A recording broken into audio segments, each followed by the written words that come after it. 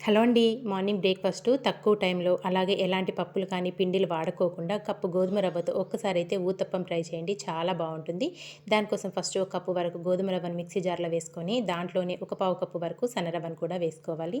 చిన్నవి ఒక 3 అల్లం ముక్కలు, ఒక 3 టేబుల్ స్పూన్ల వరకు ఫ్రెష్‌గా ఉన్న పెరుగు, ఒక టేబుల్ స్పూన్ జీలకర్ర, రుచికి సరిపడినంత సాల్ట్, ఒక కప్పు వాటర్ వేసుకొని మెత్తగా గ్రైండ్ చేసుకొని ఒక బౌల్‌లోకి వేసుకోవాలి. దీంట్లో ఒక పావు టీ స్పూన్ వరకు వంట సోడా వేసుకొని, కొద్దిగా వాటర్ కలుపుకొని ఇదంతా బాగా మిక్స్ చేసుకొని పక్కన పెట్టేసుకోండి. ఈ ఫుల్ వీడియో అయితే మన ఛానల్‌లో పోస్ట్ చేశానండి. తప్పకుండా మీరైతే ఒక్కసారి వాచ్ చేసి ట్రై చేయండి. చాలా బావుంటాయి మనకి గోధుమ రవ్వతో ఊతప్పం అనేది.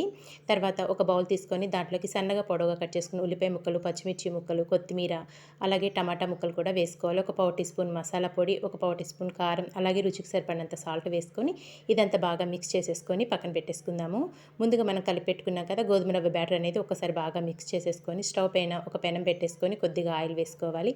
ఆయిల్ కొంచెం వేడయ్యాక మనం ప్రిపేర్ చేసి పెట్టుకున్న బ్యాటర్ని ఒక గరిటెన్నర వరకు వేసుకొని కట్ చేసి పెట్టుకున్నాం కదా ఉల్లిపాయ ముక్కలు, మసాలా అవన్నీ కలుపుకొని అవన్నీ వేసేసుకొని చిన్న మంట మీద రెండు వైపులా ఆయిల్ వేసుకొని మంచి రంగు వచ్చేదాకా మూత పెట్టుకొని కుక్ చేసుకుంటే చాలా టేస్టీగా ఉండే ఊతప్పం అయితే రెడీ అయిపోయిందండి. చాలా టేస్టీగా ఉంటుంది. ఒకసారి అయితే మీరు ట్రై చేసి చూడండి.